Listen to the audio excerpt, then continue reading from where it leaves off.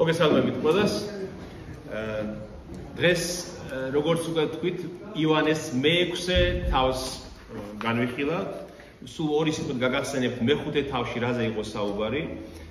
რო კონტექსტი არ დავკარგოთ, მე-5 თავში ჩვენ ნახეთ იერუსალიმში ცხვრის კარიბჭესთან ბეთესდას საბანელთან განკურნებული 38 წლის სნეული დამბლადაცემული კაცი, რადგან 38 წელი არის სასჯელის წელი, სასჯელის რიცხვი, რაც ისრაელი 40 წელს დადიოდა უდაბნოში და 38 იყო 2+38, როცა დაისაჯნენ და კიდე 38 წელი დაემატათ სასჯელი სიარულის უდაბნოში და ეს კაციც 38 წელი იყო ტანჯული თავისი სნეულებით, რადგან ცოდვის გამო იყო დასჯილი, როგორც ჩანს. ამ შემთხვევაში ყოველთვის არ რა თქმა უნდა და უფალმა განკურნა ის და უფალმა აღადგინა ის თავისი სარეცელი და შემდეგ ჩვენ ნახეთ რომ შაბათის პრობლემაა.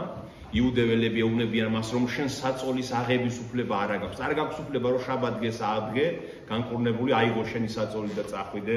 ქრისტე ამბობს რომ ცოდვის დაცემის შემდეგ 64-ში ედემის ბაღში ადამს და ევას მე-7 დღის უქმობა არ ჰქონდათ.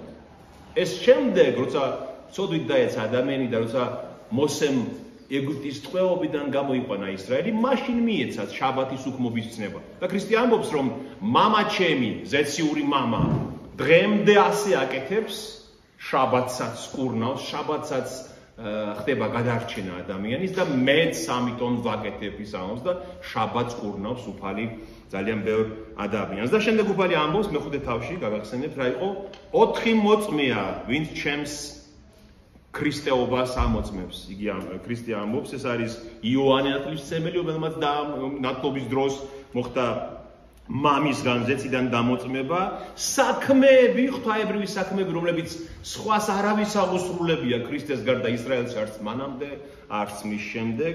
და შემდეგ ამბობს წერილი, ბიბლია, მესამე მოწმე არის წერილი, რომელიც ჩემზე მოწმობს და მე-4 მოწმე, ამბობს ქრისტე, ეს არის მოსე, თორა, რადგან თქვენ რომ მოსეს იქ წამდეთ, მეც მიწამებდით, რადგან მოსემ ჩემთვის დაწერა. სხვა ადგილას ქრისტე ამბობს რომ მე მოწმე არ მჭირდება. ჭეშმარიტია ჩემი საქმე, ჩემი სიტყვა ჭეშმარიტია. ეს მოწმე თქვენ გჭირდებათ რომ თქვენ იწამოთ, რადგან მე ვიცი რომ ჭეშმარიტს ვამბობ და ჭეშმარიტს ვიქმნ. ამის შემდეგ დაახლოებით, აი ეს ჩვენ შეგვიძლია ქრონოლოგიურად ახალი აღთქმიდან ეს განსაზღვროთ, 6 თვეა გასული დაახლოებით, აი ამ ბეთესდაზე, იერუსალიმში განკურნების შემდეგ და უფალი გავიდა გალილეაში. ტიბერიადის ზღვის გაღმა და იქ ხდება ეს ამბავი. მე-6 თავში მე 3 რამ ხდება, ნახეთ, პირველი არის პურობის სასწაული, აი ამ გალილეის ტბის პირას ხდება. მეორე სასწაული ზღვაზე, რომელიც უფალმა აღასრულა და მესამე პური ცხოვრებისა. ეს მესამე ნაწილი არის ფაქტობრივად სწავლება. უფალი ასწავლის მათ, რომ ეს პურობის სასწაული და თუნდაც ეს სასწაული რატომ მოხდა? რას ნიშნავს პური სიცოცხლისა? რა არის ჩვენი მაცხოვნებელი პური? ვინ არის პური, რომელიც ზეციდან ჩამოვიდა? აი მე აქ ცოტა პატარაა, მაგრამ იქნება მე ახლოს მოხვიდეთ და ნახოთ საუბარს. ნახეთ, ეს არის ისრაელი. ისრაელის რუკა. აი აქ ჩრდილოეთში ეს არის გალილეა, ხო? ჩრდილოეთი მხარე ისრაელის. ქვევით სამხრეთში არის იუდეა, სადაც არის იერუსალიმიც. აი აქ ჩრდილოეთში არის გალილეის ზღვა. ხანდახან ტბასაც უწოდებენ, მაგრამ გალილეის ტბა არის დაახლოებით აი შტამბერგის ზღვა, ხო ყველას გინახიათ. შტამბერგზე ცოტა დიდია. გალილეის ზღვა არის დაახლოებით სიგრძეში, აი დაახლოებით 27 კილომეტრი სიგრძეში და სიგანეში არის დაახლოებით 13 კილომეტრი. გარშემო რო შემოვაროთ თქვა გალილეის ტბას, თქვენ ფეხით არის 53 კილომეტრი. ზომა რომ თქვენ რომ მიხვდეთ, შტამბერგის ტბაზე ცოტა დიდია გალილეის ტბა. და ეს იყო სიცოცხლის წყარო აი ამ გალილეის მოსახლეობის, რადგან გარშემო იყო სულ მეთევზე და სოფლები და თევზაობდნენ ამ ტბაში და პური და თევზი იყო მთავარი საკვები გალილეაში აქ ცხოვრები ხალხის. აი ეს არის გალილეის ტბა, ნახეთ, სანამ განახოთ წინასწარ, როცა წავიკითხავთ მე რო თქვენ მივხვდეთ. ეს არის გალილეის ტბა და აი აქეთ გალილეის ტბის აღმოსავლეთით არის გოლანის მთიანი მთები, გოლანის მთები ქვია ამას. აი ნახეთ შორს ჩანს ეს მთები. გოლანის მთიანეთი და აი ეს არის გალილეის ტბა. ეს არის გალილეის ტბის ქვედანაწილი, ეს სამხრეთი. და დაახლოებით ქრისტე წავიდაო და გალილეის ტბის გაღმა გავიდაო, აი აქ არის, აი ამ ადგილას სადაც ის არის, ხედავთ? აი გალილეის ტბის აღმოსავლეთით, აი ამ მთების ძირში, სადაც მთებშია იესო და იქ უდაბნო ადგილი იყო და ქრისტე ხანდახან შორდებოდა ხოლმე ხალხს და მიდიოდა მარტო სალოცავად, მამა ღმერთთან სალაპარაკოდ, ლოცულობდა და იქ იყო განმარტოებული უდაბნო ადგილას. მაგრამ რა მოხდა? ამ უდაბნო ადგილასაც ვერ დარჩა მარტო უფალი და აქედა იხულა ხალხმა და გაყვა ხალხი, ათასობით ადამიანი გაყვა მას აი ამ გალილეის ტბის აღმოსავლეთით. აი აქ დაახლოებით აი მიდამოებში იყო მაშინ რაც ხდებოდა. აი ის არის რაც არის. მოდი წავიკითხოთ ეს პირველი მონაკვეთი და შემდეგ ვისაუბროთ ამაზე. შემდგომ ამისა გავიდა იესო გალილეის, ანუ ტიბერიადეს ზღვის გაღმა. ანუ ტიბერია იყო აქ ესე ქალაქი, რომელიც დაარსა ჰეროდე მეფემ, ტიბერია და ამას გალილეის ტბაც ერქვა. ტიბერიის ტბაც და გენესარეთის ტბაც, სამი სახელი ჰქონდა, ეს ყველა ერთი და იგივეა. და მისდევდა მას დიდძალი ხალხი, ვინაიდან ხედავდნენ სასწაულებს, რომლებსაც ახდენდა სნეულთა განკურნებისას. და ავიდა მთაზე იესო, დაჯდა იქ და თავის მოწაფეებთან ერთად. აი, ავიდა მთაზე, სადღაც აი აქ და დაჯდა იქ თავის მოწაფეებთან ერთად. ახლოვდებოდა პასექი, იუდეველთა დღესასწაული. აღაპყრო თვალნი იესომ და დაინახა, რომ დიდძალი ხალხი მოდიოდა მისკენ და უთხრა ფილიპეს, სად ვიყიდოთ პური, რომ ვაჭამოთ ამათ. ხოლო ამ სიტყვებით მას ცდიდა, თვითონ კი იცოდა რაც უნდა ექნა. მიუგო მას ფილიპემ, ყველას რომ ცოტა ერგოს 200 დინარიც პურიც არ ყოფა ამათ. უთხრა მას ერთმა მის მოწაფეთაგანმა, ანდრიამ, სიმონ პეტრეს ძმამ, არის აქ ერთი ყმაწვილი, რომელსაც 5 ქერის პური აქვს და 2 თევზი, მაგრამ რა არის ეს ამდენი ხალხისთვის? იესომ თქვა, დაასხით ხალხი, ხოლო იმ ადგილას ხშირი ბალახი იყო და დასხდა რიცხვით 5000-მდე კაცი. აიღო პურები იესომ, მადლი შესწირა და მისცა მოწაფეებს, ხოლო მოწაფეებმა ჩამოურიგეს მწვდომარეთ, ასევე თევზიც, ვისაც რამდენი სურდა. და როცა გაძღნენ, თავის მოწაფეებს უთხრა, აკრიფეთ ნარჩენები, რომ არაფერი დაიკარგოს, მათაც აკრიფეს და გაავსეს 12 კალათა, ქერის პურის ნარჩენებიც, რაც ჭამის შემდეგ დარჩა.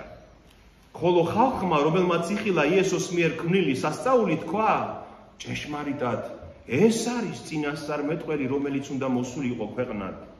ხოლო იესომ გაიგო, რომ აპირებდნენ მოსვლას და მის გატაცებას, რათა გაამეფონ იგი და ხელახლა განმარტოვდა მთაზე. სასწაული აღასრულა უფალმა და ამ სასწაულის შედეგი ის არის, რომ ხალხმა მოინდომა ქრისტეს გამეფება, უფალმა ეს არის სურვა და მიატოვა ეს ხალხი და კვლავ განმარტოვდა სადღაც აი აქ მთაზე განმარტოებით ავიდა ისევ მარტო სამყოფად სალოცავად ალბათ. რა არის ამ სასწაულის შინაარსი? რადგან ჩვენ ყველამ ვიცით, რომ სასწაული იმიტომ ხდება, რომ უფალმა რაღაცა უნდა მიგვანიშნოს, რაღაცა უნდა გვასწავლოს ამ სასწაულით. თავისთავად ჩვენს გასაკვირვებლად კი არის ხდება ეს სასწაული, რამე რაღაცას გვასწავლის ამითი უფალი და შემდეგ ზუსტად ხედავთ ამას, რა რისი სწავლება უნდა ჩვენთვის უფალს. და ნახეთ, დაუკვირდით რას. იყო ახლოვდებოდა პასექის დღესასწაულიო. ნახეთ, პასექის დღესასწაული. ეს ძალიან მნიშვნელოვანი მომენტია. პასექის დღესასწაულზე მოდიოდა პირველი ქერის მოსავალი. ნახეთ, ისრაელში 2 მოსავალი მოდის პურის გამოსაცხობად, ხო? პური ხომ ქერისგანაც შეგიძლია გამოაცხო ადამიანს. პასექის დღესასწაულზე მოდიოდა ქერი პირველად და ქერს უნდა მოემკათ პირველი საუფლო ყანიდან ქერი და მიეტანა ძნა ტაძარში და შეეწირათ პირველი ქერის ზნა უფლისთვის, ღმერთისთვის და ხოლო შემდეგ იწყებოდა ქერის მკა. პასექიდან რომ გავიდოდა 7 კვირა, რომელი დღესასწაული მოდიოდა? შაბათობის დღესასწაული, ჩვენებურად სულთმოფენობა, ხო? შავუოთი ებრაელები როგორც ეძახიან მას და იმ დროს უნდა მოდიოდა ხორბალი, ხორბალს მომკიდნენ, პირველ ძნასაც მიართმევდნენ ხორბალსაც უფალს და შემდეგ იწყებოდა პური, ხორბლის მკა. ნახეთ, ქერი ჯერ და მერე პური, იმიტომ რომ გადაფხულზე ჯერ ხორბალი არ არის ისრაელში. და იქ იყო ერთი კაც, ბიჭიო, რომელსაც 5 ქერის პური ჰქონდა მოტანილი, ალბათ ძველი მოსავალიდან დარჩენილი და ამ პატარა ბიჭმა საგზად წამოიღო ეს 5 პური და 2 თევზი, აი სარდინები, რომლებიც ამ ტბაში ალბათ ამ ტბაში იჭერდნენ, მოტანილი ჰქონდა მას. და როცა უფალმა იხილა, ეს ათასობით ადამიანი შეებრალა მას, როგორც კეთილმწყემს ეს ხალხი და მოწაფეებს ეუბნება სად ვიყიდოთ, რომ ვაჭამოთ ამათ პური და ფილიპე ეუბნება, რომ 200 დინარის პურიც არ ეყოფა, იმდენი ხალხია. 200 დინარი რას ნიშნავდა, ნახეთ? დინარი იყო ერთი დღის გასამრჯელო სამუშაოსი ადამიანის, ხო? დინარი. დღეს რამდენს იღებს ერთი დღის ერთ დღეში და დაახლოებით ადამიანი? თქვა 100 ევროს, ხო, დაახლოებით დღეში, ხო? 20,000 ევროს პური რო იყიდო, იმდენი ხალხი იყო მისული იქ, რომ ეს ყველა მაგრამ უფალმა იცოდა რაც უნდა გააკეთოს, უბრალოდ მისი მოწაფეების რწმენას ცდიდა ამით, რომ მათგან გაეგო. და ანდრია ეუბნება, რომ არის აქ ერთი ბიჭი, რომელსაც აქვს 5 პური და 2 თევზი და უფალმა მადლობა შესწირა ღმერთს ამისთვის და დატეხა ეს პური და დაარიგებინა მოწაფეებს და მოხდა ისე, რომ ტეხავენ, არიგებენ და არ თავდება ეს. ყველას ყოფნის, ყველა ჭამს, ყველა დანაყრდება და 12 კალათს ნატეხებს აკრიფავენ ნარჩენს. რატომ? იმიტომ რომ უფალი ახლა ადგილას ხომ ამბობს, რომ მე მოვედი ისრაელის დაკარგული ცხრებისთვის. მხოლოდ მათთვის ვარ მოსული და ისრაელში რამდენი ტომი იყო? 12. და აი ამითიც უფალი ანიშნებს, რომ თქვენ კი ხართ აქ გალილეაში ამოსულები ნაწილი, მაგრამ გახსოვდეთ, რომ ისრაელის 12 ტომსაც უნდა მიღწვდეს ეს ჩემი სიტყვა, ჩემი სასწაული, ან ეს ზეციური პური, რომელიც არ დასრულდა და ყველას გიყოთ, 12 ტომს უნდა ყველას მიწვდეს ეს. და აკრიფეს ეს კალათები, ნარჩენები. და როცა თქვა, დაინახა ხალხმა ეს მომხდარი სასწაულიო, რა თქვეს? ეს არის ნამდვილად ის წინასწარმეტყველი, რომელიც უნდა მოსულიყო ამ ქვეყნად. და მივიდნენ, რომ გაემეფებინათ იგი. რას ნიშნავს ეს? ეს არის წინასწარმეტყველი, რომელიც უნდა მოსულიყო ამ ქვეყნად. ეს არის, ნახეთ, მათ რჯულში. მოსეს მე-5 წიგში წერია ასეთი რამ. ეს არის მოსეს მე-18 თავი. ნახეთ? მეორე რჯულის მე-18 თავი, მოსე ამბობს, წინასწარმეტყველს, როგორიც მე ვარ, მოგივლენს უფალი, მას უსმინე. ისრაელს უტყუებს ანდერძად მოსე. ეს უკვე არის მოსეს სიცოცხლის ბოლო წლები, ბოლო პერიოდი, უკვე მოსე კვდება, მოხუცია ძალიან და ეუბნება, წინასწარმეტყველს, როგორიც მე ვარ, მოგივლენს უფალი, მას უსმინე. ეს წინასწარმეტყველი, ეს მოსეს ეს სიტყვა დღემდე ახსოვთ ებრაელებს. ამიტომაც ელოდებიან მესიას. მაშიახს ამიტომაც ელოდებიან, რომ ის მოსემ რაც თქვა, უნდა მოვიდეს. ჩემი მსგავსი წინასწარმეტყველი. მაგრამ ჩვენ ხო შეიძლება ვთქვათ, რომ კაცო, მოსეს შემდეგ მათ ხო ყავდათ წინასწარმეტყველები, ესაია, ეზეკიელი, ერემიას, დანიელი, ხომ იყვნენ წინასწარმეტყველები? რატომ? ისინი რატომ არ იყვნენ ის მოსეს მსგავსები? რატომ? იმიტომ რომ მოსე აქვს ჩემს გავს. რა იყო განსხვავება მოსეს და სხვა წინასწარმეტყველებს შორის?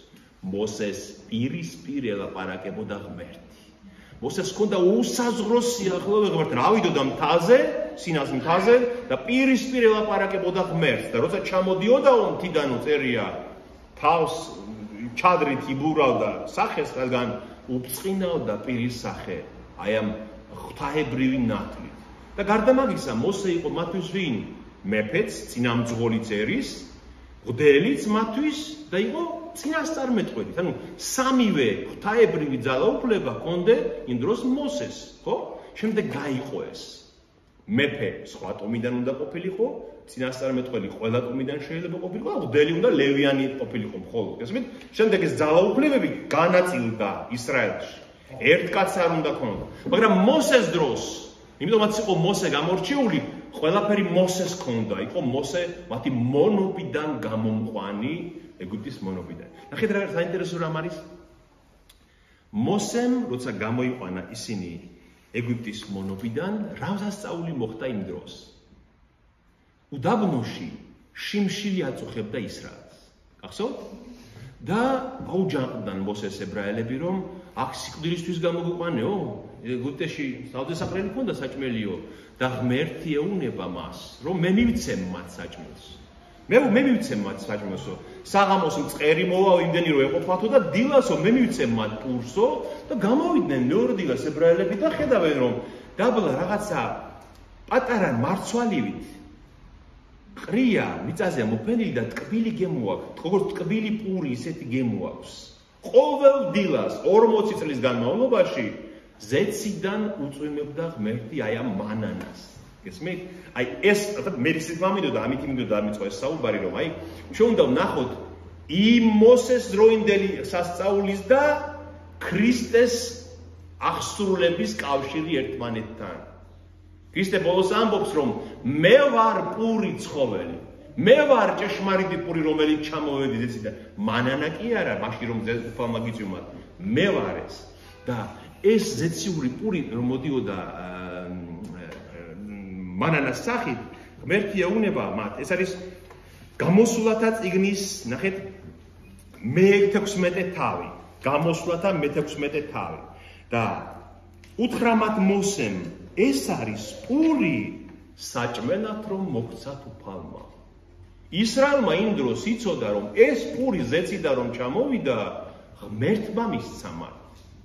ეს იმდენად ღრმად იყო მათ ეროვნულ ცნობიერებაში ჩაბეჭდილი, რომ ღმერთმა ზეციდან უწვიმა მათ საჭმელი პური და ეს ამან გადაარჩინა ისინი სიკვდილს, რომ შემდეგ, როცა ააკეს კარავი, ან შემდეგ ააკეს ტაძარი, აღთქმის კიდობანში იდო ერთი ოქროს ბადია, ანუ სურა, ფასი სავსე იმ მანანად.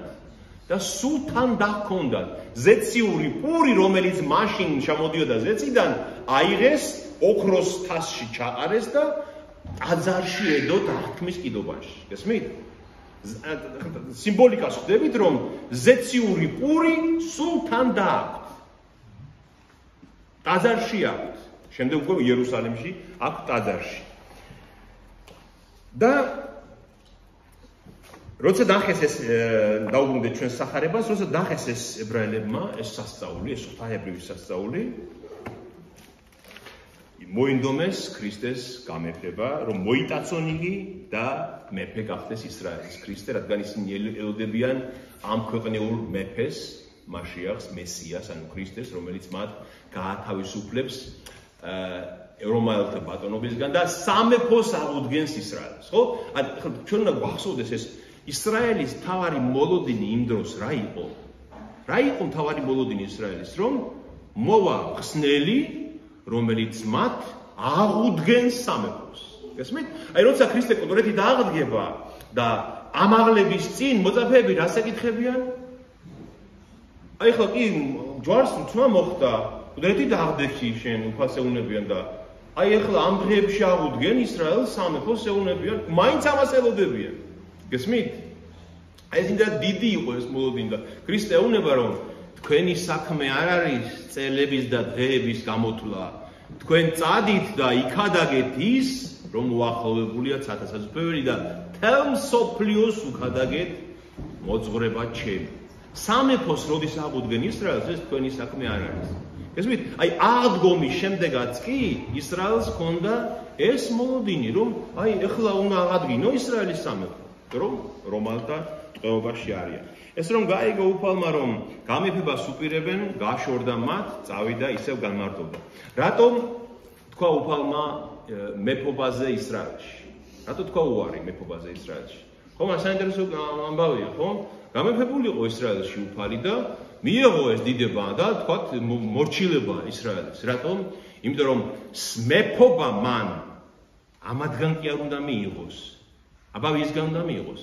მამა ღმერთისგან უნდა მიიღოს. რადგან დანიელ წინასწარმეტყველს უწერია, ნახეთ, მე ხო თქვენ წინა საუბარზე ეს დაგიკითხეთ, მე მგონი, ძე კაცისა, რას ნიშნავს?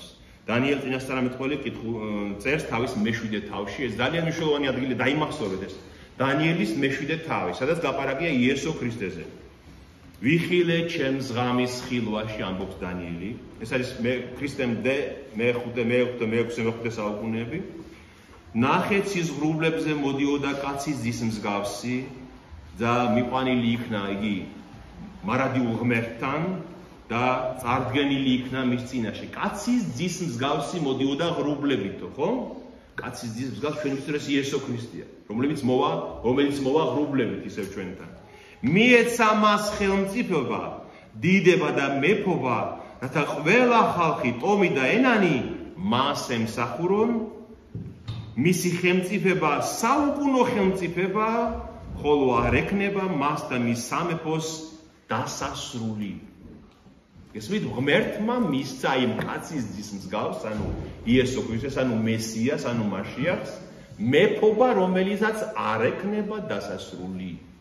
ამიტომ ქრისტემ იცის, რომ აი ეს ხალხი, ვინც მისგან მხოლოდ პურს ელის, ამას ვერც კი მიმხვდარან, რომ ზეციდან პური ჩამოსული პური რა არის სინამდვილეში, ამათგან მეფობას არ იღებს ქრისტე. მან იცის, რომ მამა ღმერთი მისცემს მას მარადიულ მეფობას და მარადიულ სამეფოს. ამიტომ მას გაშორდა მათ.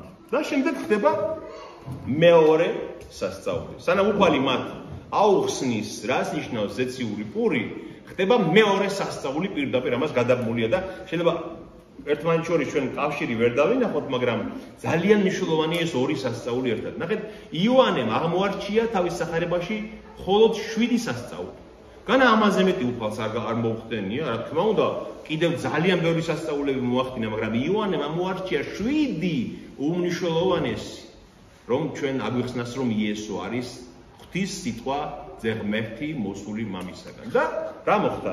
იესო აი აქ არის დაახლოებით გოლანის მთების ძირში, ტიბერიის ზღვის მეორე აღმოსავლეთის მხარეს, აი აქეთ და უთხრაო თავის მოწაფეებსო, მარკოზიც აღწერს იგივე შემთხვევას. მარკოზი ამბობს, რომ აიძულა თავისი მოწაფეები, რომ ნავში ჩამჯდარიყვნენო და კაპერნაუმისკენ გაეცურათ. კაპერნაუმი აი აქ ჩრდილოეთშია. აქედან ჩრდილოეთში უნდა გაცურონ. ესმით? და მოწაფეები დაემორჩიlen მას, რადგან აიძულა ისინი, რომ დაჯიხით და წადით კაპერნაუმში. მე აქ უნდა დავრჩე მარტო. ეუბნება უფალი. და ჩაჯდნენ ნავში და წავიდნენ. და დაახლოებით 20 უტევანი, ანუ სტადია, ესეთი ერთეულია სიგრძის, რომელიც ნიშნავს დაახლოებით 185 მეტრს.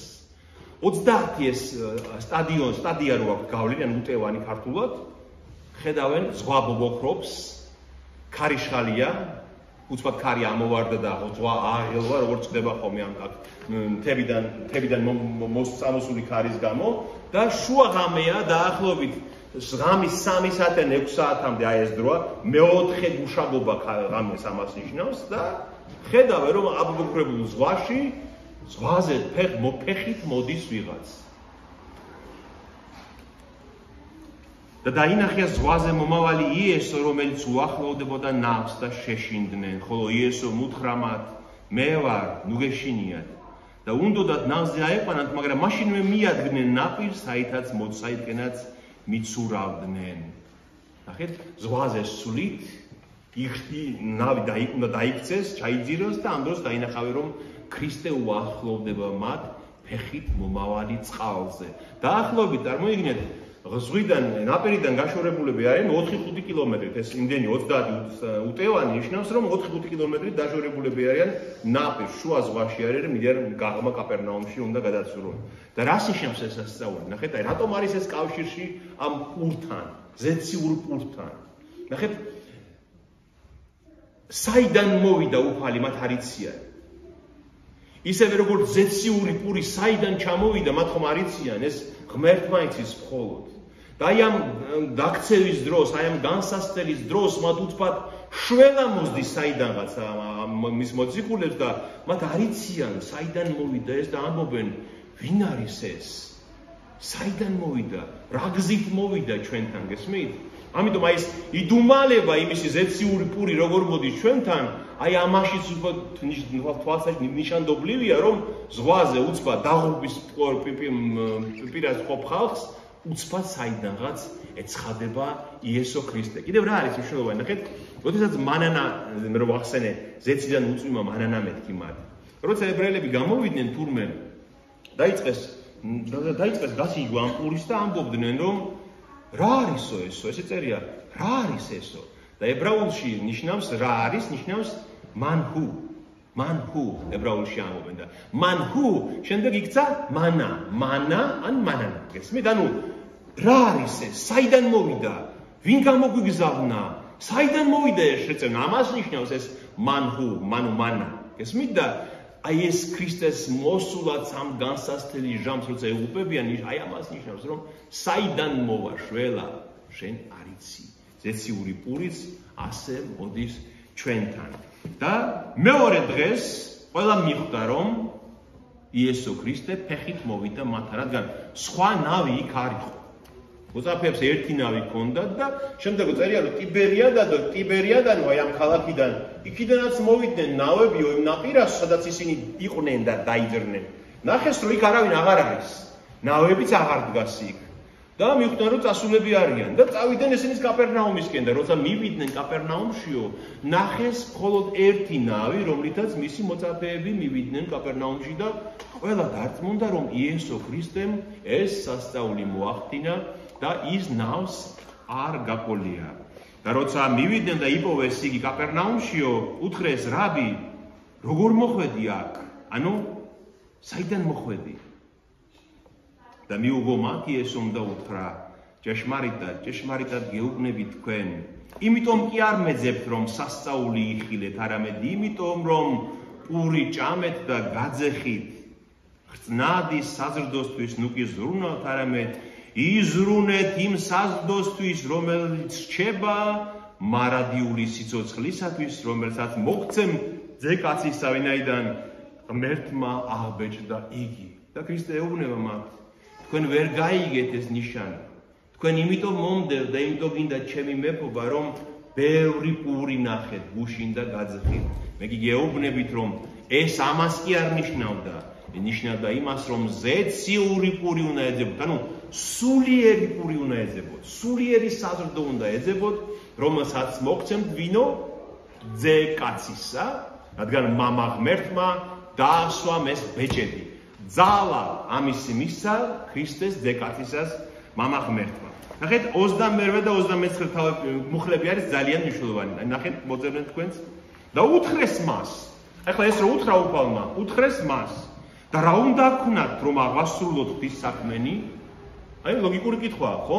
კი ბატონო, აი გითხარი მოძღვარო, მაშინ თუ არ გინდა ჩვენი მეფობა და არა ვარ ჩვენთვის საკმარისი, ჩვენი წმენა არ არის საკმარისი, მაშინ გითხარი რა უნდა ვქნათ, რომ ღმერთის საქმენი აღასრულოთ? პასუხი უფლის ნახეთ როგორია? მიუგო იესომ და უთხრა, ღმერთის საქმე ისაა, რომ იწამოთ მის მიერ მოვლინებული. ხო, ძალიან მოკლეა, მაგრამ ანუ იუდეველთა თავარი პრობლემა რა იყო, რომ მათ ეგონათ, რომ თუ საქმეებს აღასრულებენ, რომ ცნებებს თუ შეასრულებენ, გარანტირებული აქვს სათასასუფეველო. მათ ეს ეგონათ. ანუ ის მოსეს 613 მცნება თუ დაიცავენ, ფიქრობდნენ, რომ ჩვენ გვეკუთვნის. ქრისტე ეუბნება, ეგ კი არ არის ღმერთის საქმე. ღმერთის საქმე ის არის, რომ იწამოთ მის მიერ მოვლინებული. ვინ არის მის მიერ მოვლინებული? იესო ქრისტე. და უთხრეს მას, ნახეთ როგორი კამათი როგორ მიდის, ნახეთ ისინი მას ეკამათებიან. სად ხდება ეს საუბარი, როგორ გონია სად ხდება? ზღვის ნაპირას, კიდევ სად ხდება ეს საუბარი? ბატონო? სინაგოგაში, სწორია. ეს საუბარი ხდება სინაგოგაში. კაპერნაუმში მივიდნენ და სინაგოგაში შევიდნენ და ეს სწავლება პური ცხოვრებისა რა არის? ხდება სინაგოგაში. და სინაგოგაში მათ უფლება ჰქონდათ, ესეთი იყო ღვთისმსახურება ებრაული და იუდაური, რომ იქ საუბარი იყო, ინტერაქცია იყო, გესმით? უფალი რაღაცას ამბობს, ისინი კითხვას უსვამენ, ან ეკამათებიან, ან არ ეთანხმებიან, ნახეთ, და უთხრეს მას, ეხლა კამათი როგორ მიდის? კი ბატონო, შენ ამბობ, რომ შენ უნდა გიწამოთ, ხო? შენ ამბობ, რომ შენ ხარ, შენ საფრთხის საქმე ისაა, რომ შენი ვიწამოთ. კი ბატონო, გვიჩვენე სასწაული. აი რა სასწაულს გვიჩვენებ შენ, რომ გიწამოთ. რას მოიმოქმედებ? აი, მაგალითად ეუბნებიან, ნახეთ 31 მუხი. ჩვენი მამები მანანას ჭამდნენ უდაბნოში, როგორც დაწერილია, ზეცით მოსცა მათ საჭმელად პურიო. კი ბატონო, შენ თუ ამბობ, რომ შენ მოსეზე დიდი ხარ ეუბნებიან, მოსე მისცა ჩვენს მამებს პური, მოსე მის სასწაული მოახდინა. აი შენ რას იზამ იმაზე დიდს, რომ შენ გიწამოთ ეუბნებიან იუდეველები. უთხრამათი ესო, ჭეშმარიტად გეუბნებით თქვენ. მოსემ კი არ მოგცათ პური, არამედ მამა ჩემი გაძლევთ ზეცით ჭეშმარიტ პურს, ვინაიდან პური ღმრთისა ის არის, რომელიც ჩამოდის ზეციდან და სიცოცხლეს აძლევს ქვეყანას. მოსემ კი არ მოგცათ, მაშინაც ჩემმა ზეციურმა მამამ მოგცათ ის პური. ისევე როგორც ახლა მე გამომგზავნა თქვენთან ჩემმა ზეციურმა მამამ. მაგრამ ესენი ისევ მატერიალურზე ფიქრობენ, ეს იუდეველები, მატერიალურ ღირსებზე არიან. ისევ რას ეუბნებიან? უფალო, ნუ მოგვიშვილი მაგ პურს ეუბნებიან. გასმით? ეს თუ ეგ სიცოცხლეს მოგცემს ეგ პური და არასდროს აღარ მოგშვიდება, როგორც ის სამარიელი ქალი ეუბნება, გახსოვთ? მომეცი უფალო წყალი, რომ აღარასდროს მომწყურდეს, რომელიც მეოთხე თავში განვიხილეთ ჩვენ. ესენიც იმას ეუბნებიან, კი ბატონო, მოგვეცი ეგ პური, რომ აღარასდროს მოგშვიდეს ეუბნება.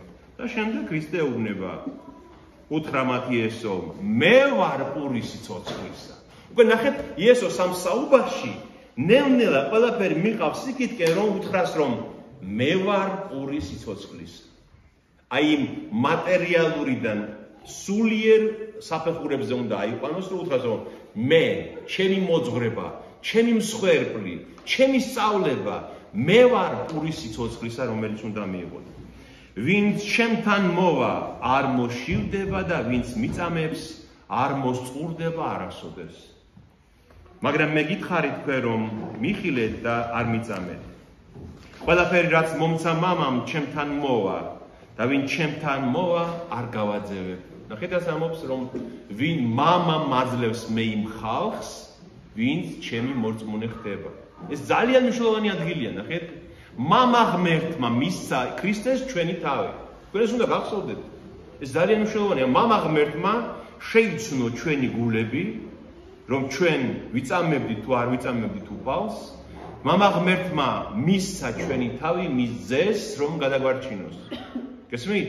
და სულმაწმინდა მერე გვასწავლის და სულიწმინდა გვამხილებს და გვასწავლის რა არის ტყვილი და რა არის ჭეშმარიტება. ამიტომაც ამბობს უფალი, რომ ვინ ჩემთან მოვა, მე ვიცი, რომ მამა ღმერთმა მოიყვანა ის ჩემთან და არასდროს არ გავაგდებ ჩემგან. არასდროს არ გავაძევებ ჩემგან. ვინაიდან იმისთვის როდი ჩამოვედი ზეციდან, რომ აღვასრულო ჩემი ნება, არამედ ნება ჩემი მომავლინებელისა. ხოლო ჩემი მომავლინებელის ნება ისაა, რომ რაც მომცა არაფერი დაუუყო, არამედ ყველაფერი აღვადგინო უკანასკნელ დღეს. ნახეთ, მარადიულობას გვირდება უფალი, რომ ვინც ჩემ მამამ მომცა, ყველას მე, ყველა ადამიანს აღვადგენ მკვდრეთით უკანასკნელ დღეს.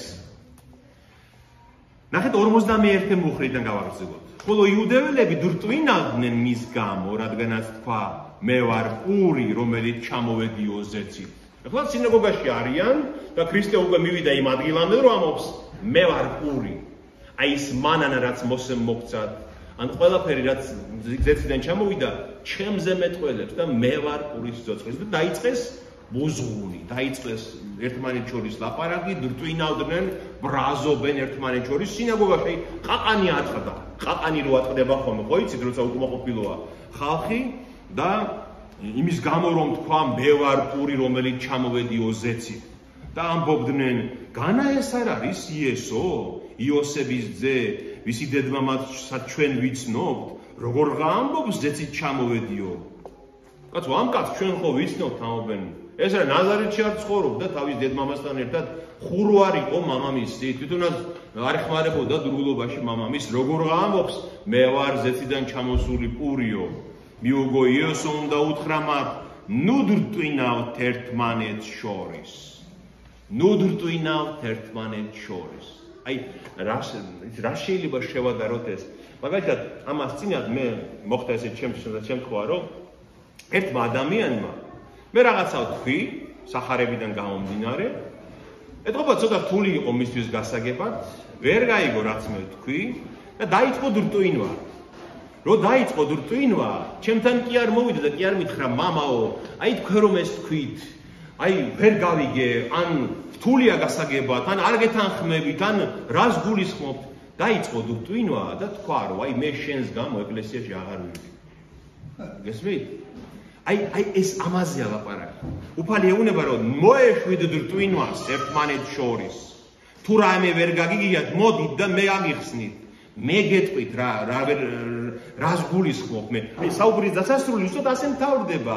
ზოგიერთმა ვინც დრტვინვა დაიწყო, ჩამოშორდნენ მას, მიატოვეს იესო ქრისტე და აღარ გაყვნენ. თუმცა მისი მოწაფეები იყვნენ. და ზოგიერთმა ვინც დრტვინვა კი არ დაიწყეს, არამედ დარჩნენ, მოусმინეს, უფრო მეტი გაიგეს, ისინი ნამდვილი მოწაფეები აღმოჩნდნენ მისი. გესმით?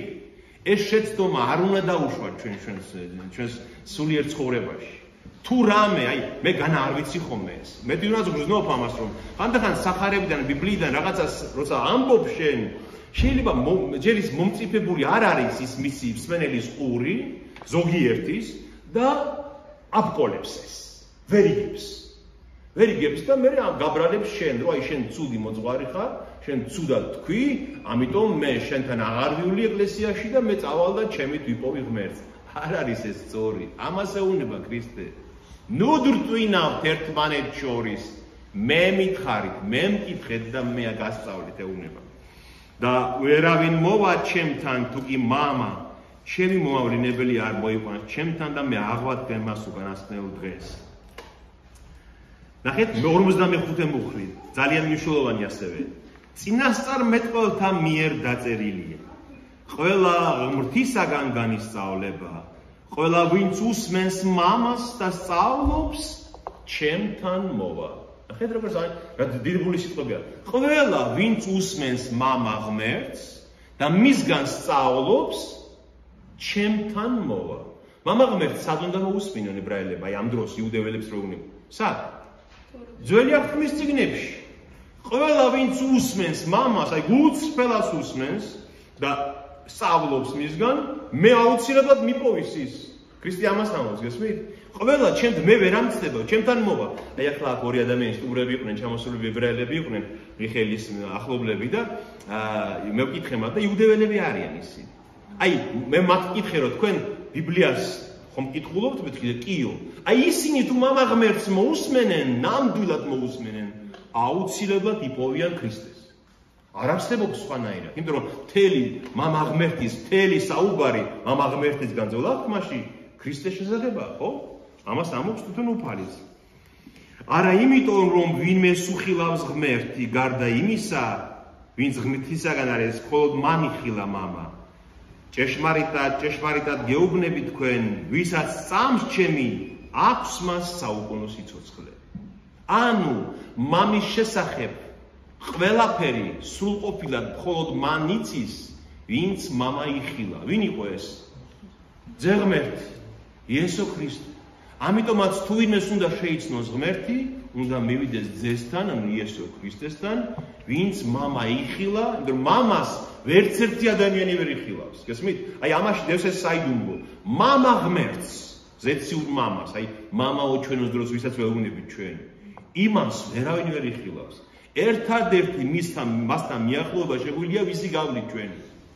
იესო ქრისტეს გავლით. რადგან მან იხილა, ის იცნობს მამას და ჩვენ თუ მისი მსგავსნი გავხდებით, ჩვენ ვიხილავთ მამასაც. ამიტომ ამბობს ქრისტე ფილიპეს როცა ეუბნება, გვაჩვენე ჩვენ შენი მამა, ხო ეუბნება ფილიპე, ამდენი ხანია გველაპარაკები მამა, გვაჩვენე ეს მამა შენი ეუბნება ფილიპე და ქრისტე ეუბნება ფილიპე, ამდენი ხანია თქვენთან ვარ და კიდევ მაგას მეუბნები, ვინც მე მიხილა, მან მამა იხილა. გესმით? ამიტომ ქრისტეს მეშვეობით შეგვიძლია მივუწოდოთ ღმერთს, მიუწვდომელ ღმერთს, რომელიც არის მიუწვდომელ ნათელში. და 42 მუხლიდან 58 მუხლამდე, აი დაუკვირდით ამ მონაკვეთს, ძალიან მნიშვნელოვანია და რატომ? 42 მუხლში ამბობს, მე ვარ პური სიცოცხლის. ანუ ძველ ქართულში ეს მე ვარ პური ცხოველი. რას ნიშნავს? ანუ სიცოცხლის მომნიჭებელი პური ვარ მე. თქვენმა მამებმა მანანა ჭამეს უდაბნოში და დაიხოცნენ, ხო? ის მანანა იყო მატერიალური საკვები მხოლოდ. ესაა პური, რომელიც ჩამოდის ზეციდან, რათა ვინ შეჭამს მას არ მოკვდეს. ანუ მე ვარ პურის სიცოცხლის და შენ ესაა პური თავის თავზე ამბობს. ეს არის ის პური, რომელიც ჩამოვიდა ზეციდან, რათა მისი მჭამელი არ მოკვდეს. 51 მუხლი. მე ვარ პური ცხოველი, რომელიც ჩამოვედი ზეციდან, ვინ შეჭამს ამ პურს იცოცხლებს უკუნისამდე. პური, რომელსაც მე მოგცემთ, ჩემი ხორცია, რომელსაც მე მივცემ ქვეყნის სიცოცხლისათვის. ნახეთ, უფრო და უფრო ართულებს უფალი ამას. ჯერ ხომ თქვა, რომ ის პური მოსემკიერა მამაც შევა მოგცეთ, ხო? ამბობს. მანამდე თქვა, რომ ნუ ეძებთ მატერიალურ პურს, ეძებეთ სულიერი პური. შემდეგ ამბობს, მანანა მოსემკიერა მოგცეთ, მამაც შევა მოგცეთ. შემდეგ ამბობს, მე ვარ პური სიცოცხლისა. ახლა ამბობს, პური სიცოცხლისა ჩემი ხორცია, რომელსაც მე მივცემ ამ ქვეყნისთვის. უფრო და უფრო ართულებს და იუდეველები უფრო და უფრო ტკოლდებიან, ვერ იგებენ ამას. ის ხალხი, ვინც დრტვინავს, ჩემი ხორციაო. და ნახეთ, ერთმანეთს ეუბნებოდნენ იუდეველები, 52. ერთმანეთს ეუბნებოდნენ იუდეველები და ამბობდნენ, როგორ შეუძლია მას საჭმელად მოგცეს თავისი ხორცი? ჩემი ხორცს ვინც არ შეჭამს, ჩემი ხორცია და როგორ შეიძლება მას საკუთარი ხორცი საჭმელად მოგცეს. უთხრა მათ იესომ, ჭეშმარიტად გეუბნებით თქვენ, თუ კი არ შეჭამთ კაცის ძის ხორცს და არ შესვამთ მის სისხლს, არ გექნება სიცოცხლე თქვენში. კიდე გაართულა უფალმა. ახლა სისხლიც დაუმატა. თუ არ შესვამთ მის სისხლს, არ გექნება სიცოცხლე თქვენში. ამაზე სულ გადაიყვნენ ეს იუდეველები, იმიტომ რომ სისხლის დალევა მოსეს ჯულში ისედაც აკრძალული იყო. როცა ეუბნება საკვებს რო აძლევს ქრისტე ღმერთი იუდეველებს ეუბნება რომ სისხლი არ დალიოთ არსების ცხოველის. ჭამეთ მისი ხორცი, სისხლი, რატომ? სისხლშია სიცოცხლე ამბობს. გესმის? ადამიანის სიცოცხლე არის მის სისხლში. ანუ ჩვენთანაც ხო ასია, ჩვენ ხო ეს ვიცით, სანამ სისხლი მოძრაობს ჩვენში, ცოცხალია ადამიანი, ხომ? სისხლი თუ გაჩერდა, ესე იგი გული გაჩერებულია და კვდება ადამიანი. ამიტომაც ამბობს, ადამიანის სიცოცხლე მის სისხლშია. ასევე პირუტყვის სიცოცხლე მის სისხლშია. ამიტომაც ღმერთი უგრძავს მათ, რომ სისხლი არ დალიოთ არ ცოცხალი არსების. ხორცი შეგიძლია ჭამო. ახლა ქრისტე ამბობს, რომ ვინ ჩემს სისხლს არ შესვამსო, არ აქვს სიცოცხლე თავის თავში და ამაზე სულ გადაირივნენ ესენი, რომ როგორ შეიძლება მისი სისხლი დავლიოთო. გაგაუფალი აგრძელებს, ხოლო ვინ შეჭამს ჩემს ხორცს და სვამს ჩემს სისხლს, ექნება საუკუნო სიცოცხლე და მე აღვადგენ მას უკანასკნელ დღეს. ანუ ვინც თავის ცხოვრებაში ჩემი ხორცით და ჩემი სისხლით ის არდოებს, მას ექნება მარადიული სიცოცხლე და მეორედ მოსვლისას მე აღვადგენ მას. ნახეთ, როგორი რაღაცა, აი ესე რომ გადავიდეთ სიმბოლურადო დავინახოთ ეს ყველაფერი. თუ კი ჩვენ ქრისტეს სისხლს შევსვამთ. სიცოცხლე რაც ქრისტეშია, ჩვენში ხო გადმოვა. გესმით? ხო ამობს რჯული რომ სისხლშია სიცოცხლე, ხო? აი სიმბოლურად, რა თქმა უნდა, ჩვენს ქრისტეს სისხლს რა თქმა უნდა არ დავვლეთ პირდაპირ გაგებით, მაგრამ აი გადატანით მნიშვნელობით, ჩვენ თუ ქრისტეს სისხლს შევსვამთ, სიცოცხლე რაც მან მოიტანა, ჩვენში დაიწყებს ჩქეფას. ამიტომ ამობს სიცოცხლე, ღვთაებრივი სიცოცხლე გადმოვა ჩვენში. რადგან ჩემი ხორცი არის ჭეშმარიტი საჭმელი და ჩემი სისხლი არის ჭეშმარიტი სასმელი. ანუ რას გულისხმობს ჭეშმარიტი სასმელი და საჭმელი? ანუ მანამდე რაც სიმბოლურად იყო მოსწავებული, ის თქვენ ხედავთ ჩემში ყველაფერს, ხო? აი მაგალითად სიმბოლური საჭმელი ზეთიდან ჩამოსული რა იყო მანამდე? მანამ, ხო? ზეთიდან ჩამოსული პური. სასმელი, რომელიც სიცოცხლე მოქონდა, მაგალითად რა იყო? უდავრონდა რომ გამოვიდნენ, ერთ დროს ესეთი დიდი განსასწრელი შეემთხვა ისრაელს, ეგვიპტიდან რომ გამოვიდნენ, უდაბნოში წყალი არ ჰქონდათ. წარმოიდგინე 1000-ობით ადამიანი მოდის, 100,000-ობით და წყალი არ აქვს უდაბნოში. ისეთ ადგილას უწევთ გავლა და კვდებიან უწყლობით. ანუ სიცოცხლეს საფრთხე ემუქრება და ღმერთმა უთხრა მოსეს, მიდი აი იმ კლდესთანო. დაჰკარი კვერთხიო და გადმოგიჩქებს წყალსო.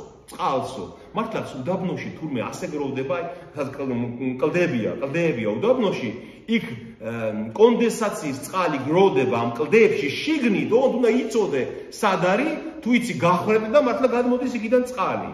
მაგრამ ღმერთი ახლა მოსებს საიდან უნდა გაეგო ის იმას საზომი ხო არ გონდა რაღაც აპარატი წყალი ეპოვა. ღმერთმა მიასწავლა რომ აი იმ კლდეში არის წყალი, მიდით და იქიდან დარწყულდით და მივიდა მოსე მართლაც დახრა კლდეს და გადმოჩქეფა წყალმა და მიცვიდა ეს 1000-1000-ობით ის ებრაელი და დაიწხრეს წურვილი.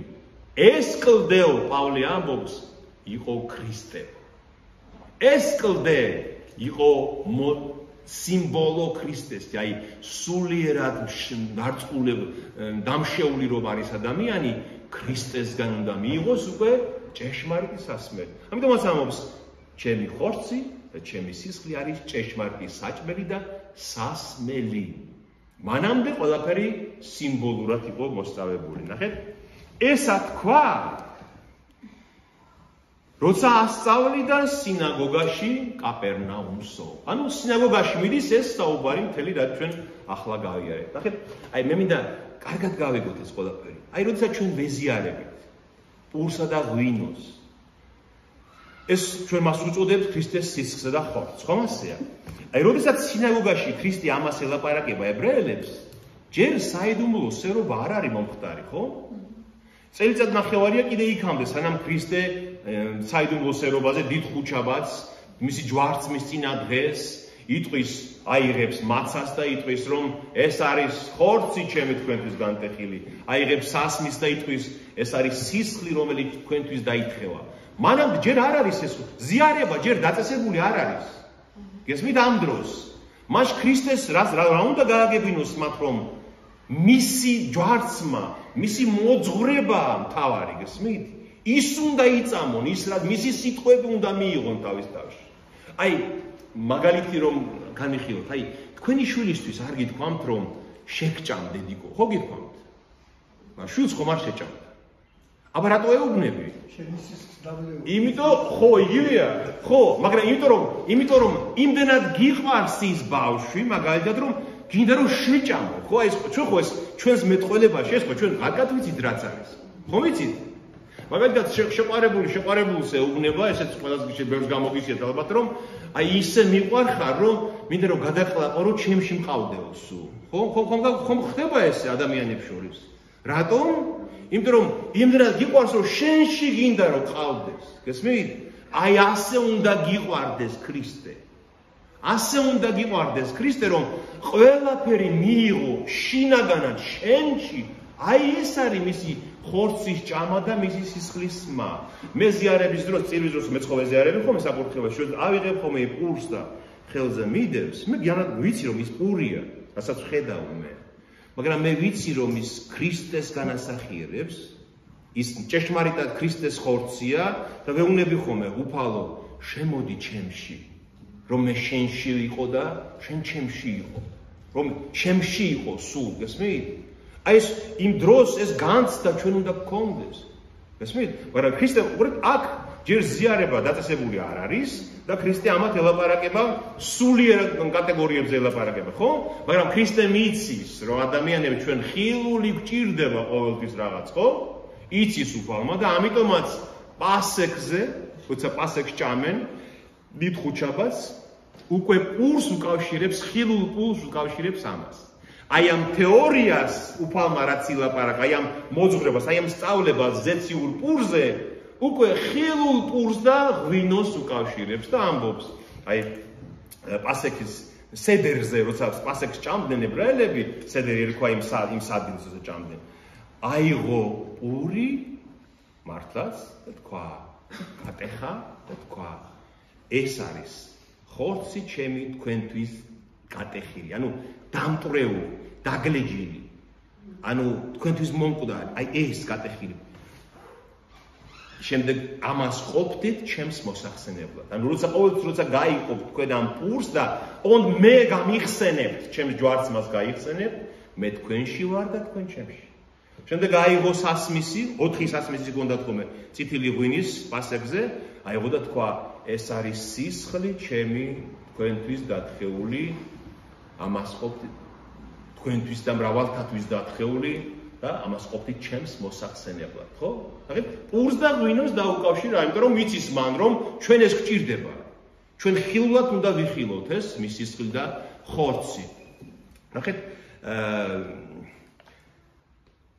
რატომ ამბობს სისხლი ვინ შესვამს ჩემს სისხლს და ვინ შეჭამს ჩემს ხორცს იმიტომ რომ ძალიან მალე აი ამ ამბავიდან წელიწად ნახევარში დაახლოებით ისინი მართლაც ნახავენ მის სისხლს სად ჯვარცმის დროს ისინი მართლაც ნახავენ მის სისხლს და მის დამტრეულ ხორცს მართლაც ნახავენ ნახეთ ფსალმში სიტყვები ხო არის ესეთი ქრისტეზე რომ აღარაცხეს ყოველი ძვალები ძვლები ჩემიო ასე წერია ქრისტეზე ქრისტიანობს თითოეული ძვალი დამითვალესო ნაწამები გატანჯული ეს ისე გომარობაში იყო მართლაც ყველა ძვალს დაუნახავდი უფალს ხო და შემდეგ როცა რომაელებმა გაშოლტეს იგი როგორი შოლტებით ცემდნენ აი ეს კინო ფილმი რომ არის გადაღებული მელ გიბსონის ხო ის რეალურია ნამდვილად რეალურია იმ შოლტებს ამ ტყავის შოლტებს ბოლოში ტყვის ბურთულები ქონდა მომული ხაოიანი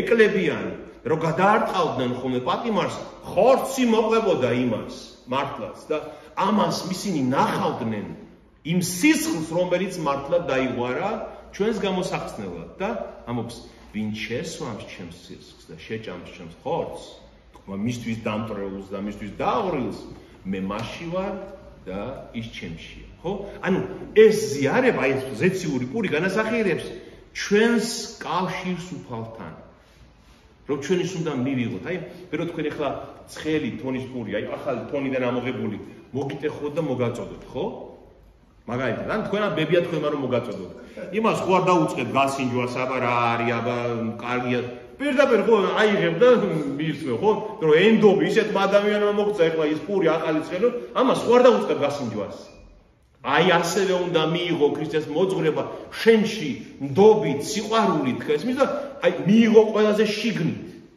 აი ამას ამბობს უფალი ვინ შეჭამს ჩემს ხორცს და ჩემს სისხლს მე მასში ვარ და ის ჩემში ნახეთ 61-ე მუხლი 60-ე მუხლი უყურეთ აი ახლა იწყება ის კრიტიკული ამბავი რაც ძალიან საინტერესოა რომ ჩვენ ნახოთ და ფარდება ამით ეს თავი ამის გაგონებისას ბევრმა მისმა მოწაფემ თქვა კაცრია ეს სიტყვა ვის შეუძლია ამის მოსმენა ხო მეუნება რომ დალიოთ სისხლი შეჭამოთ ხორცი კაცრია ძნელი გასაგებია ეს სიტყვა ძიმე გასაგებია ვის შეუძლია ამის მოსმენა ხოლო იესომ იცოდა თავისთავად რომ მისი მოწაფეები დრტვინავდნენ ამის გამო და უთხრა მათ ნუ თუ ეს გაცდუნებთ თქვენ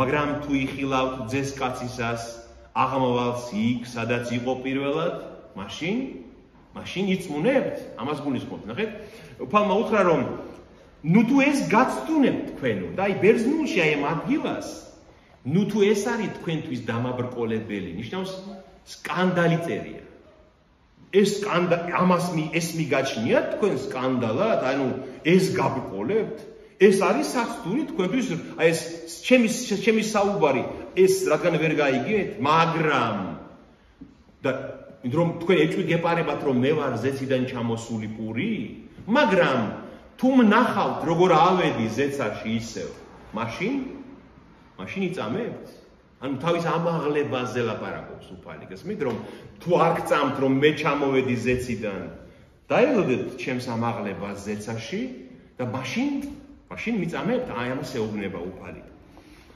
სული ცხოველს მყოფელია ხორცი ყოვლად ურგები 63 მუხლი სული ცხოველს მყოფელია ხორცი ყოვლად ურგები სიტყვები რომლებსაც თქვენ გეუბნებით სული არის და სიცოცხლე აი პირდაპირ გვიხსნის უფალი მე რასაც გეუბნებით სულიერად უნდა გაიგოთ ხორცილად კი ნუიგებ ხორცი ურგებია ხორცი ვერ აგიხსნით ამას აი ამ სწავლებას რასაც მე გეუბნები სულიერზე იფიქრეთ სულიერად გაიგეთ ეს გესმით აი რაც მე თქვენ ადამიანურ ამბავში ბავშვებზე გითხარით და საყვარელ ადამიანზე ეს ხო მატერიალური არ არის აი როდესაც თქვენ ეუბნებით თქვენ შვილს ჩემი სიცოცხლე ხარ. ეს ხომ პირდაპირ გაგებით არ არის ნათქვამი. ხომ? ან როცა ეუბნები ჩემი სუნთქვა ხარ, რო ეუბნები ბავშვს. შენი ბავშვს ხო არის სუნთქვა ცხვირში. აბა, შენ ხვდები რომ ეს სულიერად ლაპარაკობს შენ და ის სიცოცხლეს განიჭებს მისი დანახვა, ხომ? და ამიტომ ეუბნება, აი ქრისტეც ამას ამბობს.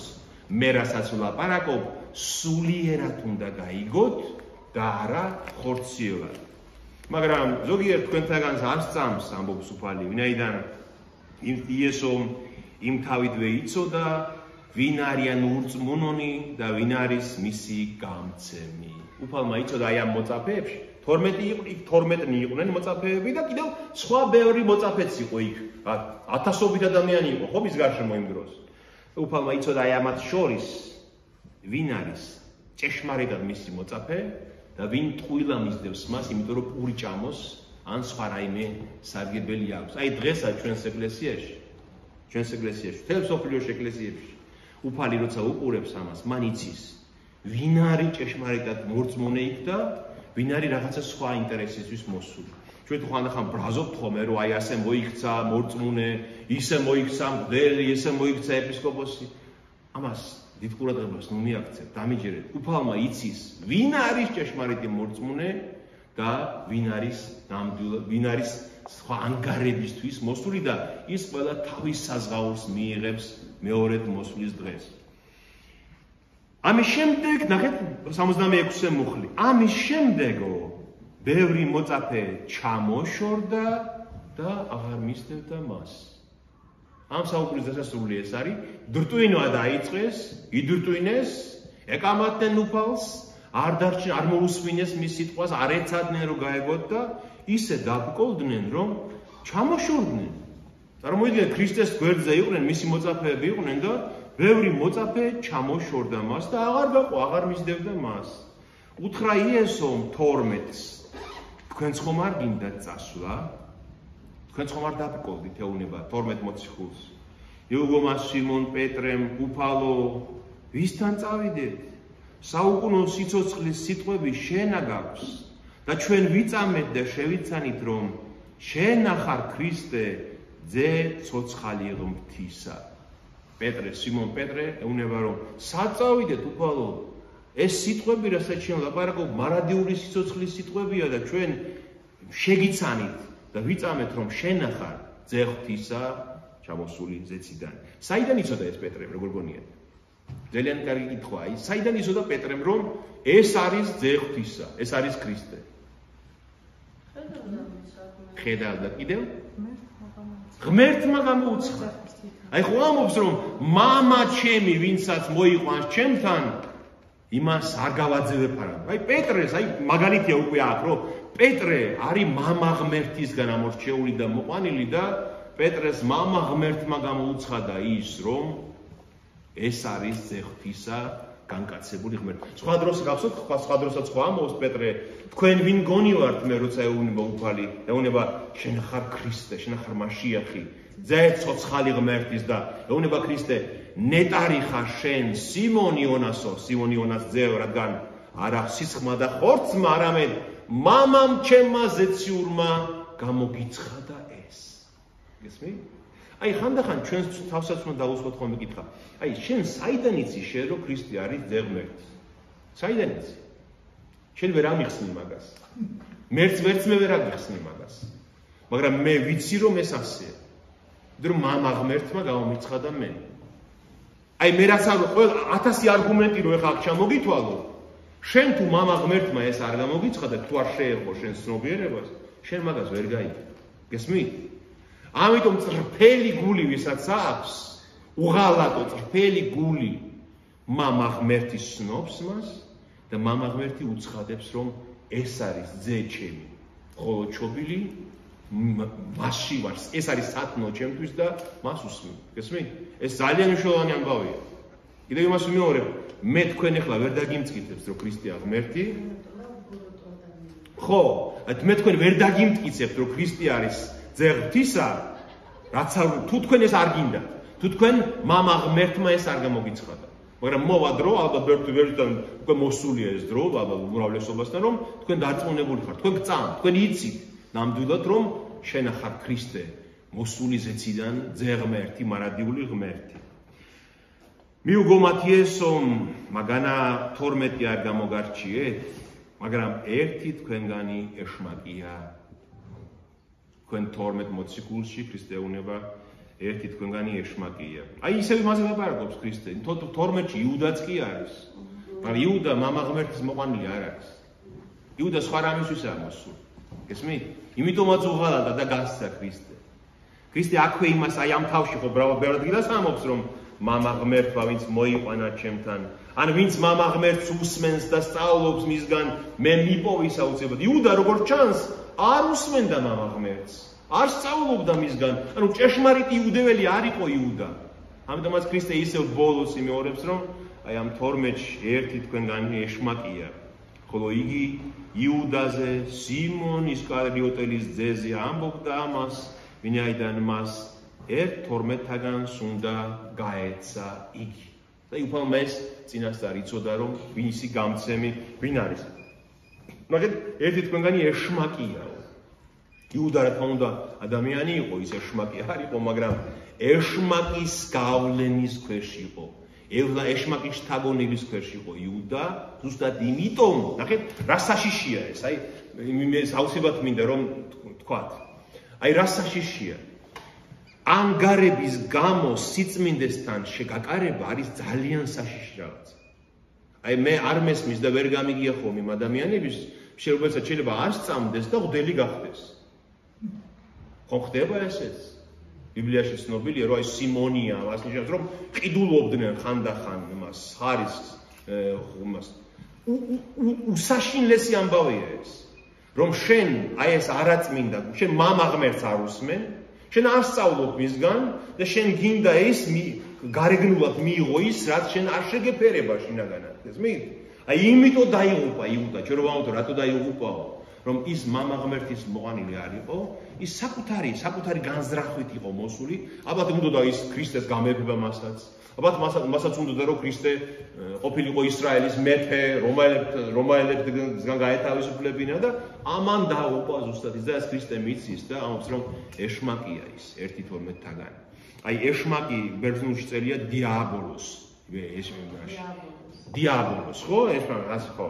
ხო, ეს დიაბოლოს რას ნიშნავს ბერძნულში, რომ ადამიანი, რომელსაც შფოთი შემოაქვს, რომელიც ურევს, რომელსაც აი ხო, ეგ თავისთავად მაგას ნიშნავს, მაგრამ აი თვითონ ენობრივი თვალსა, ლინგვისტურად რას ნიშნავს, რომ ადამიანი, რომელიც ურევს, აი ბოლ, ინგლისური ბოლ, ბალ, გერმანული, აქედან მოდის, რომ აი დახტუნავს, ახეთ, იქით, ურევს ყველაფერს, გესმით, რომ ჭეშმარიტება აგვირიოს და ჭეშმარიტება ვერ დავინახოთ. და ებრაულში ეშმაკს ნიშნავს სატან. აი შეიტანი ერებში სხვა გადასული სატანა. და სატანა ნიშნავს ბრალდებელს. აი სატანა რას სიტყვა სატანა აი მოწინააღმდეგეს, ბრალდებელი, რომ ღმერთის წინაშე ვინც ბრალს დაგუდებს ჩვენ. ეს ბიბლიიდან ვიცით ჩვენ რომ ზაქარია წინასწარმეტყველთან არის, როცა იესოა მღვდელმთავარი დგას ღმერთის წინაშე, იესოა იყო ისრაელის იმდროინდელი მღვდელმთავარი და ბრალდებელი, ანუ სატანაო დგასო და ღმერთთან ასმენს. რაღაცებს ეუბნება რომ ამან ესქნა, ამან ეს ჩაიდინა, ამის ერმა ესქნა, ეს ცოდვა ჩაიდინა და მას იცავს ვინ? იესო ქრისტე. აი ეს სასამართლოა. ზაქარიას აღწერილი აქვს ეს სასამართლო, რომ ზაქარია აღწერს რომ მამა ღმერთის წინაშე დგას, რომ ისრაელი ფაქტიურად იესოას სახით და აქედან სატანა ამხილებს, ანუ მოწინააღმდეგეა მისი, ბრალდებელია, აქედან უფლის ანგელოზი, ანუ იესო ქრისტეს სახელია, ძე ღმერთის სახელია, უფლის ანგელოზი და ეს ებრძვის რომ სატანამ არ გაამტყუნოს იესოა ღმერთის წინაშე. გესმით? და ჩვენ შემოსავენ მერე თეთრი სამოსი. ანუ ეს ამით რითი თქმა მინდა მეიცი, ამით რომ დავასრულო. ღმერთის წინაშე მთავარი შუამდგომელი ჩვენ ვინ არის? წმინდანები თუ ვინა? იესო ქრისტე. ეს არ დაგავიწყდეთ არასდროს, გესმით? აი ჩვენ ჩამოვდით რომ მეოხებით ამის პირველი მეოხი და შუამდგომელი ჩვენი ღვთის წინაშე არის თავად იესო ქრისტე, რადგან ის აქ იყო, ჩვენთან იყო, კაცის ბუნება ჰქონდა, გესმით? კაცის ბუნება წაიღო ზეცას და კაცის ბუნებით დაჯდა მამის გვერდზე. ამიტომაც თავარი შუამდგომელი. აი მე ლოცვაში მithქვამს ხოლმე ხშირად, აი მინდა გაგიზიაროთ, რომ უფალო იესო ქრისტე შესთხოვე მამას ჩემთვის. შენ ზეციურ მამას სთხოვე ჩემთვის. მე მithქვამს ეს უფლისთვის. რომ ის უფალია ჩვენი, ის არის ჩვენი შუამდგომელი და ფავარი მფარველი, გესმის? იმიტომ რომ მე მithქვამს რომ შენ ხომ იცი, შენ ხომ კაცი იყავი, შენ ხო იცი ჩვენი ცხოვრება, უფალო. შენ ხო იცი როგორ გვიჭირს. ამიტომ შესთხოვე მამას და იყავი ჩემი შუამდგომელი და მფარველი მამა ღმერთის წინაშე. ეს ჩვენ უნდა ვთქვა, გესმით? აი ჩვენი ადვოკატია იესო ქრისტე, აი რომელიც გვიცავს და შუამდგომლობს მამა ღმერთის წინაშე. და ამით მთავრდება ეს თავი, ზეციური პური არის იესო ქრისტე და მისი ხილული ჩვენთვის სახე არის დღეს ზიარების პური და ღვინო. ამიტომაც ნახეთ აი ეს ადგილი წავიკითხოთ და ამით დავასრულოთ. ეს არის კორინთელთა მიმართ ეპისტოლეში პავლე მოციქული გვეუბნება ამას სიტყვით. აი პირდაპირ გვეუბნება. მოგმართავ თქვენ როგორც გონიერთ, ხო გონიერი ხალხი ხარ პავლე უნება. თავად განსაჯეთ რას ვამბობ. სასმისი კურთხევისა, რომელსაც ვაკურთხებთ, ანუ ის ბარძიმი, რომელსაც ვაკურთხებთ. განა ზიარება არ არის ქრისტეს სისხლისა? ან ის პური, რომელსაც ვტეხთ, განა ზიარება არ არის ქრისტეს ხორცისა? ერთია პური, ანუ იესო ქრისტე, ერთია პური იესო ქრისტე და ჩვენ მრავალნი ერთი სხეული ვართ, ვინაიდან ყველანი ერთსა და იმავე პურს ვეზიარებთ. ანუ ჩვენ ერთნი რატო ვართ, აი ჩვენ კრებული, რომ ერთი და იმავე პურს ვეზიარებთ. პური ერთია იესო ქრისტე, ზეციური საკვები ჩვენი, ამიტომაც იმ პურის მაზიარენი ერთნი ვართ და ამიტომ ჩვენ შორის არ უნდა იყოს მზაკრობა, ერთმანეთის პალატი ან სხვა რამე ცუდი განზრახვა. რადგან ერთ პურს, ზეციურ პურს იესო ქრისტეს ვეზიარებით წირვის დროს. აი ეს არის ამ მეექვსე თავის შინაარსი და მე მაინც გთხოვთ კიდევ რომ თქვენ ამას წაიკითხეთ კიდევ დაუკვირდით ადგილად ყველა მუხტს და გამკითხდება თქვენში რწმენა და როცა ეზიარებით, აი ეს არის, როცა ეზიარებით მოხვალ ზიარებაზე ეს უთხარით უფალს, რა შემოდი ჩემში უფალო. მე მწამს შენი სისხლის და ხორცის და ამ საიდუმლოთი ამ ზიარებით შემოდი ჩემში და დაწვი ყველაფერი ცოდვისკენ მიდრეკილება. აი ზიარების დროს ეს აუცილებლად უნდა ვთქვა, იმიტომ რომ უფალმა დაგვიტოვა ეს საიდუმლო ზიარებისა, რომელიც არის იგივე წირვა. დიდი მადლობა ყველას ყურადღებისთვის. მე მგონი უფრო კარგად იჯექით დღეს ხო სკამებს.